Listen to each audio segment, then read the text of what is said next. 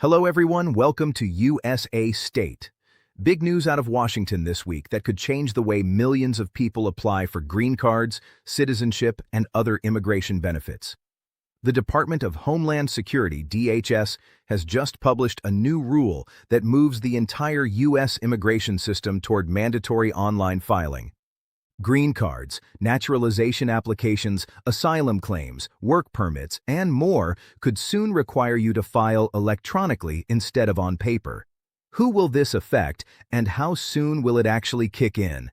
Stick around, because we are breaking down exactly what this rule says, what it does not say, and what it means for your case. If you are interested in this topic and liking this video, please stay tuned until end of the video. If you are liking this video, please hit the bell button, subscribe, and like it, so that you may get updates straight to your smartphone. Now let's get into the video. In a recent development, DHS published an interim final rule in the Federal Register this week, giving U.S. Citizenship and Immigration Services, USCIS, the authority to require electronic filing for a wide range of immigration benefit requests. Here's what you need to know right away. This rule does not immediately make any form online only. That is the biggest misconception floating around social media right now, and we want to clear it up first.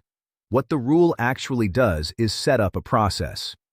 According to the rule, once a particular form has been available for electronic filing for at least 180 days, USCIS can then require applicants to use that online system going forward. Before flipping the switch completely, the agency must also give at least 60 days notice to the public. So this is a phased rollout, not an overnight shutdown of paper filing. Reports suggest the reasoning behind this move is straightforward. The administration wants to shift USCIS away from paper-based processing, cut down on administrative costs, and speed up how efficiently applications move through the system. Officials argue that a fully digital intake process reduces mailroom backlogs, minimizes lost documents, and allows caseworkers to track filings more accurately from the moment they are submitted. In practical terms, this means less paper shuffling between service centers and, in theory, fewer delays caused by simple data entry errors. Now let's talk about who is affected. The rule's language is broad. It could eventually touch green card applications and renewals, family-based petitions like Form Y-130, citizenship applications through Form N-400, asylum claims, employment authorization documents, and even temporary protected status filings, or TPS. That covers an enormous slice of the immigration system. However, before jumping to conclusions, it is important to understand that adoption rates already vary a lot depending on the form. According to sources, about 44% of all USCIS benefit requests were filed electronically in fiscal year 2025. But that number is not evenly spread out. Roughly 62% of N-400 citizenship applications were already filed online, and about 68% of I-90 green card replacement applications were filed electronically. Compare that to H-1B related I-129 petitions, where only around 12% were filed online. That gap is a big reason why USCIS is not simply flipping every form to mandatory e-filing at once. Forms with low online adoption, like certain employment-based petitions, are likely to stay on paper longer while the agency builds out the digital infrastructure and gives filers time to adjust. So, what does this mean for you as a green card holder, a citizenship applicant, or someone sponsoring a family member? Here's what you need to know. If you are renewing a green card through Form I-90 or applying for naturalization through Form N-400, you are already in categories where most people file online, so this transition may feel relatively smooth. If you are part of a family-based petition, an employment-based case, or an asylum claim, the shift could take longer to reach your specific form, but it is likely coming eventually. As a green card applicant or petitioner, this situation might feel like one more thing to keep track of, especially if you are used to mailing in paperwork or if English is not your first language and navigating a government website feels intimidating. Beyond who is affected, let's talk about the broader implications. Immigration experts note that digitizing the system could, over time, reduce processing times for some categories, since electronic filings can be reviewed and routed faster than paper mail that has to be opened, scanned, and manually entered. However, despite these potential benefits, advocacy groups warn that a fully online system risks leaving certain applicants behind. Think about elderly green card holders who are not comfortable with computers, rural applicants with limited or unreliable internet access, or low-income families who cannot easily afford a computer or reliable broadband. Legal analysts suggest that USCIS will need to build in accommodations, such as continued paper options or assisted filing centers, for people who genuinely cannot file online. It remains to be seen exactly what those accommodations will look like, since the rule itself focuses mainly on giving USCIS the authority to require e-filing, not on the specific support systems for people who struggle with technology. There is also a security angle worth discussing. Reports suggest that as more of the immigration system moves online, the risk of phishing scams and fake websites impersonating USCIS could increase.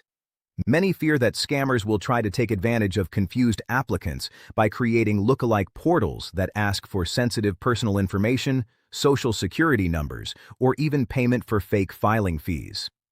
The real USCIS online filing system only exists through the official USCIS website, and the agency has repeatedly warned applicants to be cautious of third-party sites charging extra fees for something that is normally free or has a fixed government fee. If you are filing anything online in the coming months, always double-check that you are on the official government portal before entering any personal information. Let's move to practical impact, because this is the part most viewers actually care about. In the short term, nothing changes immediately. You can still file the way you normally would for now. But over the coming months, watch for official USCIS announcements about specific forms being designated for mandatory electronic filing, since the agency is required to give at least 60 days notice before that happens.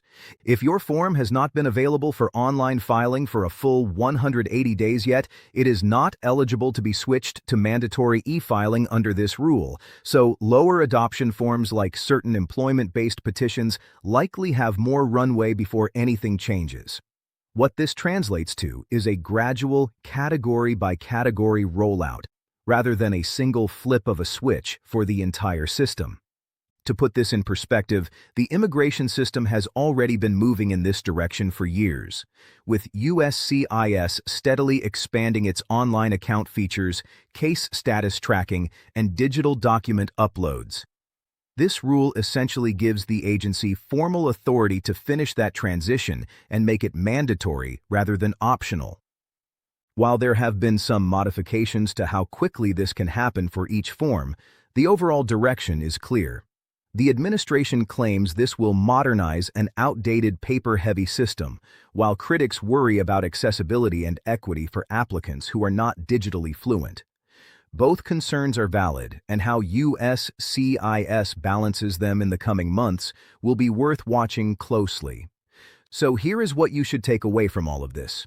The rule creates the framework for mandatory online filing across a wide range of green card, citizenship, asylum, and work authorization applications, but it does not switch anything over immediately. Forms need 180 days of online availability first, and applicants get at least 60 days notice before any form becomes online only. If your case involves a form with already high electronic adoption, like N400 or I-90, be ready for that transition sooner rather than later. If you are less comfortable with technology, start familiarizing yourself with your USCIS online account now, so you are not caught off guard later. Staying informed is the best way to navigate a system that keeps evolving, and we will keep tracking every update as it happens. That's all we have for this bulletin. The USA State Channel provides all necessary visa information and procedures for your U.S. immigration journey. It is important to understand the United States immigration processing steps, visa application requirements, processing times, forms, fees, and more. We will continue to provide all information about U.S. visitor visas such as B1 and B2, work visas such as L1A, L1B, and H1B, student visas, green cards, immigrant visas, EB1, EB2, EB3, EB4, and EB5, and family immigrant visas.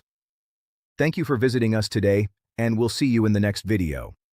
If you haven't subscribed to our channel, please subscribe to the channel for more U.S. immigration update videos.